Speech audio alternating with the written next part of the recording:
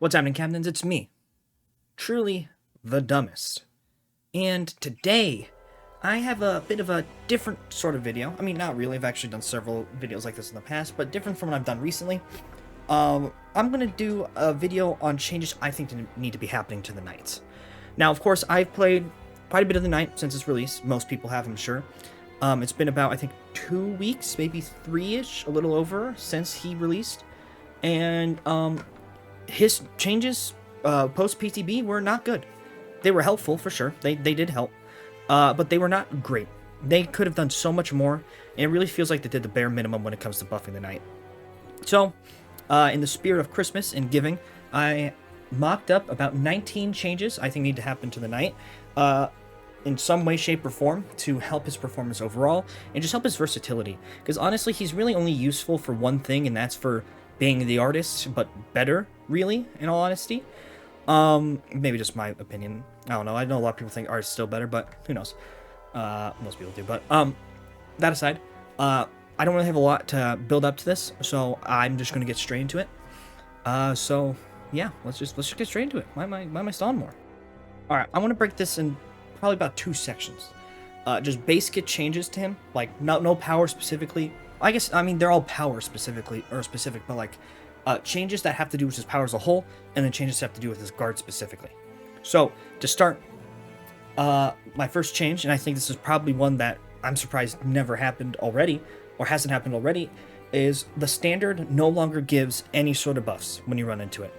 At the moment, the standard is the banner the guards place once they start the hunt, and if the survivor reaches it, they stop the hunt, and then they gain basically what is essentially sprint burst mixed with borrowed time. I think this is a ridiculous thing. This is so stupid. Like most of the stuff, like the restrictions they have on the Knight, makes sense. I understand it. I get it. You know, but this one just makes no sense. This is such a dumb change. Why would you have such a strong buff for survivors for looping something that requires no brain to the loop? I think that it should just be the buffs should be gone completely. But keeping it so the standard disables hunt is absolutely fair, and I think should stay. I think that's a really fair really fair thing to have. But giving the buff, I think, is just too much. I really don't have any defense against it beyond that, but like I just think it's too much, and I think it should be removed. So, yeah. Without further ado, this one will be a much bigger change. Guards will lock onto survivors immediately, but instead of it like just locking on and chasing immediately, they'll spend about a second or a second and a half placing the standard. So at the moment, when a knight or when a guard locks onto a survivor, they'll fly to the position that they last saw the survivor and start chasing. In some cases, this could be pretty useful, like if the survivor's on an elevated surface, or something like that, or if like they do a failed skill check, they'll fly straight to it and start chasing. I think it'd be better as a whole if guards, when they locked onto survivors, would simply just take a second or two, place the banner, and then start chasing. Yeah, I don't know. Actually, now that I think about it, it might be a bit of a nerf. I think we consider it more of a tweak, though, just because I made it and I'm biased towards it. But I think it'd be a lot healthier overall for it to just simply start chasing after placing a banner, rather than like just going to the last position of the survivor. So, yeah. Next. Oh, okay. Next, whenever a guard pulls a survivor out of a locker, they will just straight up go down. This is one I don't think needs to happen. Honestly, I kind of put this one here as a joke, but I think it'd be pretty funny if a guard just kind of downed a survivor entirely if they hopped in the locker. At the moment, they only injure them, which is fair. I don't really think that needs to be changed. Unless they're injured, then they are downed, but I don't know why I kept that. That was kind of just there as a joke. Anyway, moving on to that, or from that. The Knight should also, I think, be able to cancel his patrol path, as well as cancel the guard's patrol, while using an ability button, or a secondary ability button. I cannot begin to comprehend why they thought, hey, let's just make it so you have to slap the stupid guard. It's so beyond stupid.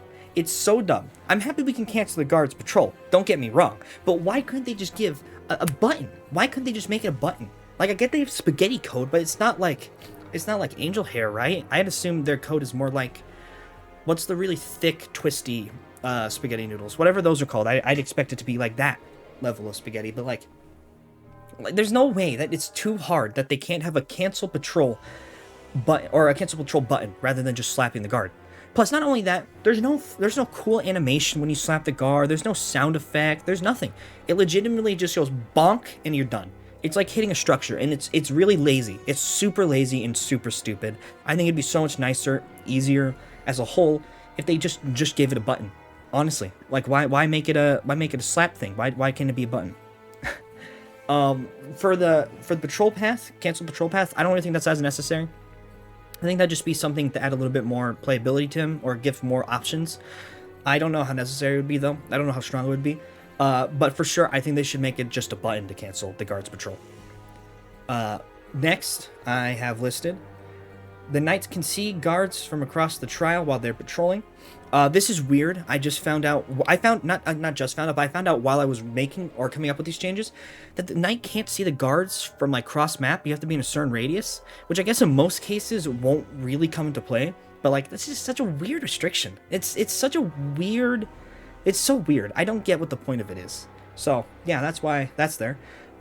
Next, this one's for sure probably would be the hardest and biggest change because it's basically just a rework to how it functions.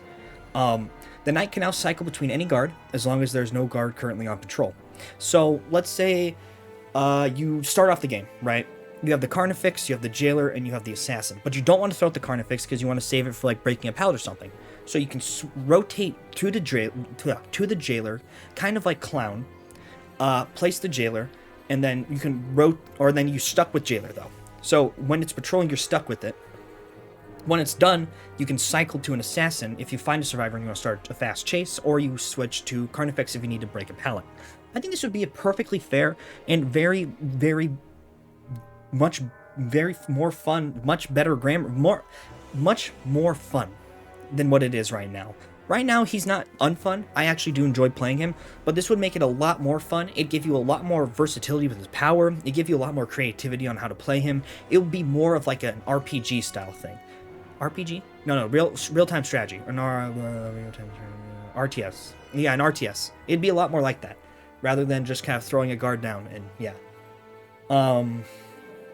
And then, on top of that, I think it'd be good to give it like all guards a 15-second cooldown upon use. So it's like you use it, it's done, you have 15 seconds to choose a different guard, and then when you're done with that, 15 seconds and rotate, and then it rotates from there. Hopefully with that, you'll never not have a guard to place, but it will keep you it'll keep you from spamming the same guard over and over again. Although I did realize I never really checked to see how any of these changes would mix with the with add-ons.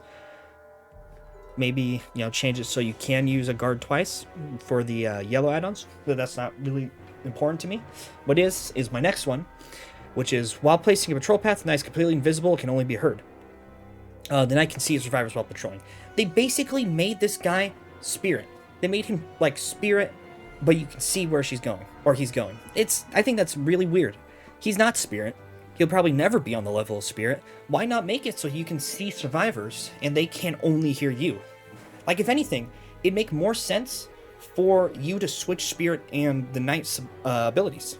Not like full abilities, but the way their like power works. But yeah, I think it'd be way better if they gave him an audio cue and then made the little wisp invisible and then make it so the knight can see survivors. I really don't see why they did that. That's such a needless restriction. Next on to that, though.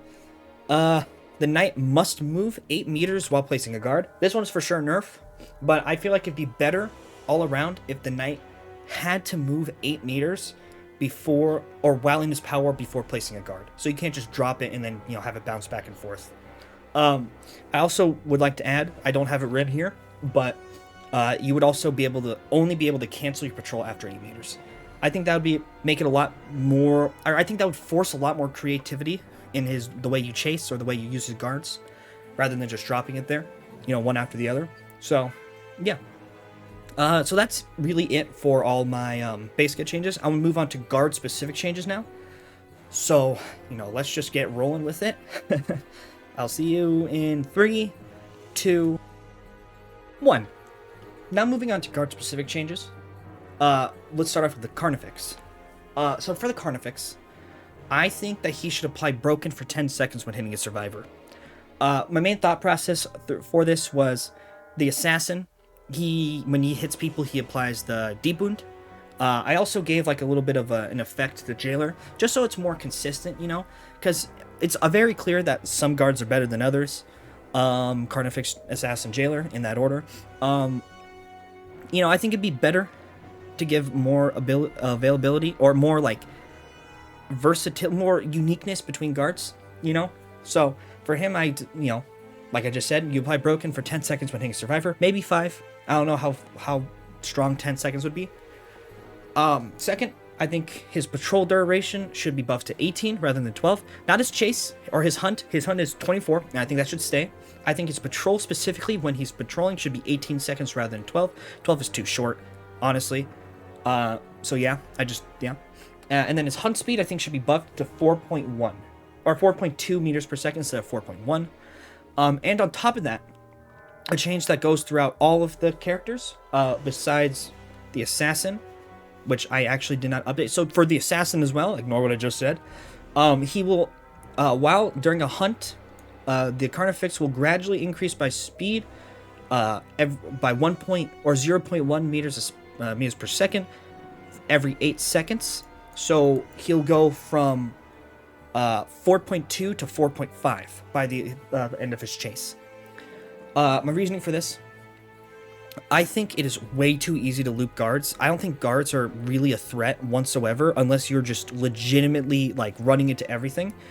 I think it's very clear for anyone who's played the Knight more than once that if a survivor's in chase with the guard, all they got to do is run through vaults or pallets, or even some cases just run in a circle, like run around a car, and the guard would be able to chase. I think it would be much better. Maybe it's too strong. Maybe it should be nerfed to like 0.5 meters per second or something, or maybe every 12 seconds. But I think it'd be much better if the guards essentially had a bloodlust. But yeah, so I think that would improve the guards' chase by quite a bit, as well as their usability as pressuring items. But yeah. So that's really all the changes for Carnifex. Just a little overview. Applies Broken when hitting a survivor. His patrol duration is increased by 6 seconds. His hunt speed is increased by 0.2 meters or 0.1 meters per second. And every 8 seconds he gains an extra point in movement speed. Now for the assassin, my first change is he can detect survivors through walls, but within like a secondary circle. My thoughts, I didn't have it written down. I had these before I started recording, but I forgot to write them down. Basically the assassin will have 2 radii for sensing survivors or detecting survivors. One I think would be about 8 meters or so, whatever half of the initial detection range is. Then he'll be able to see survivors through that. I think on maps like Larry's and like RPD and the game, God, screw the game, the Knight can be really weak. His power can be virtually useless. Unless on the game, it's upstairs, RPD, you're outside, or Larry's, you're in a hallway, but still, I think he can be too weak. I think it'd help to give one of his guards the ability to detect through walls.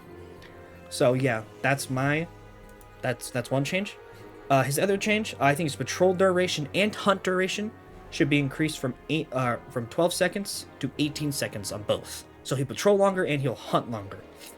Now, like I said earlier, he will also get the bloodlust, but for every 6 seconds rather than every 8. But considering his movement speed is 1.4 base kit, he'll actually end up being faster than the Knight by the end of it. So I am going to change it like mid-recording to, let's see, every 9 seconds. Every 9 seconds, the assassin will gain an extra point in movement speed. So by the end of it, he'll be 4.6 rather than 4.7. He'll still be very fast, but ideally you will be able to like shut it down if you loop properly, like drop pallets and stuff. That might probably for sure would need some changes, some mixing around. Maybe slow down his speed while walking through pallets. That would probably help quite a bit. Nonetheless, though, I think that in some way, shape, or form, it would be much better for all the guards to have some sort of bloodlust. Yeah. Beyond that, moving on. For Jailer, I think it'd be cool, like the Carnifex and the Assassin, if they applied Hindered for about 5% for 10 seconds while hitting a Survivor. So, you're slowed down a lot more because, it's Jailer, it locks you up. Yeah, maybe 2%, or maybe like 5 seconds, but some kind of slowdown or some kind of hindered, I think would be nice for the Jailer. As well, I think it'd be really, really hilarious if, when ordering a Jailer to kick a generator, when the animation finishes, the generator will be blocked for 15 seconds. My specific reasoning I have written down here allows for Jailer to jail something. I think that would be kind of funny in an annoying way. So yeah, I think that'd be pretty funny. Moving on. For the last couple changes, I think it's the Jailer's Hunt speed should also be increased from 4.2 to 4.1. For the Jailer, it would be 0.1 for every 6 seconds while in chase. So the Jailer ideally would end on 4.5, which is just above the Huntress. And for hunt duration, I think it would be nice for it to be also buffed to 18 seconds. So basically, for the guards as a whole, basically in just increasing some of their weaker aspects of their kit, while also giving them bloodlust and chase, also giving them some special effects. For all I know, or I'm sure that a lot of these would be very oppressive and maybe a bit too oppressive. Some of these changes could be like mixed around a bit, tweaked in some way, shape, or form. But nonetheless, I think at the bare minimum, most, if not all, of my base kit changes should occur in some way, shape, or form. I think it'd make the knight overall much easier to use, much stronger, and also just a lot easier to access it. It's ease of access. You know what I mean? Sorry, I can't really wrap my head around what I'm trying to say right now, and I developed a runny nose in the past few minutes. Overall, I think these changes would be very nice to have for the knight. I think it'd make him better. I think it'd make him a bit more oppressive, and I think it would make him just a bit more there, really. Because at the moment, I'd say he's probably bottom tier as a killer, maybe mid tier at max. But nonetheless, that's it for me. So without much else to say or anything else to add, goodbye, and Merry early Christmas.